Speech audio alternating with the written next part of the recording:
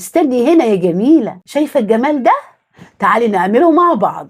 هاتي حلة ضيفي فيها معلقتين زيت ومعلقة كبيرة سمنة بلدي، ضفت ورق الغار، عود قرفة وحبهان، اقلبهم.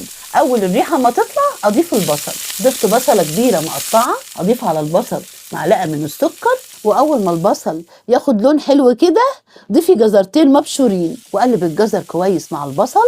هضيف طماطمايه متقطعه وشايله منها القشر وقلب كل الجمال ده مع بعضه. هضيف الملح، لو هتعملي الرز بالشوربه قللي الملح. ضيفي فلفل اسود ومعلقه كبيره كركم، معلقه كمون. معايا كيلو الا ربع رز منقوع حوالي نص ساعه.